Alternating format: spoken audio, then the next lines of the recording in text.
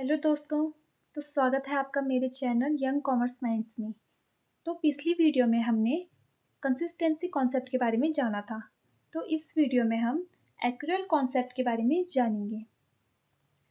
In accounting accrual basis is used for recording of transaction. Accrual basis को transaction को record करने के लिए यूज़ किया जाता है। ठीक है। It provides more appropriate information about the performance of business enterprise. ये कॉन्सेप्ट मोर एप्रोप्रिएट यानी कि सही इंफॉर्मेशन देता है बिजनेस एंटरप्राइज के बारे में। ठीक है। As compare to cash basis.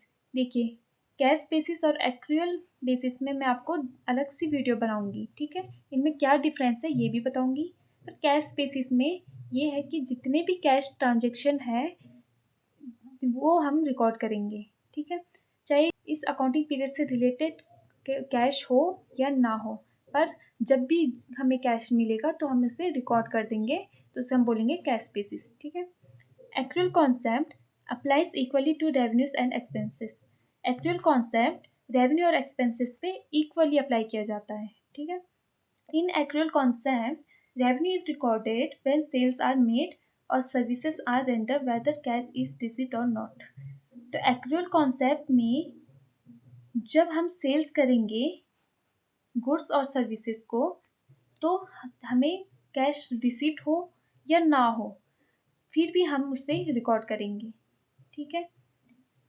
क्यों रिकॉर्ड करेंगे? ताकि हमें क्या है, ट्रू फाइनेंशियल पोजीशन पता चल सके बिजनेस की। ठीक है।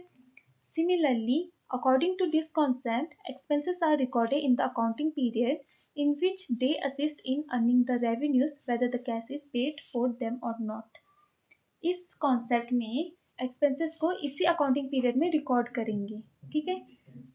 चाहे हमने उसको अगले साल देना होगा, अगले साल का खर्चा अगर इसी साल में हुआ है तो हम इसी अकाउंटिंग पीरियड में रिकॉर्ड करेंगे।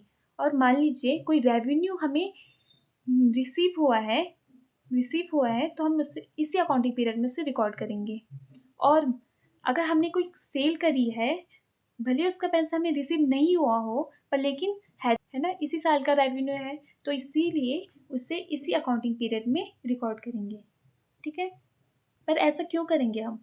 टू एसरटेन ट्रू प्रॉफिट और loss for an accounting period and to show the true financial position of the enterprise at the end of the accounting period.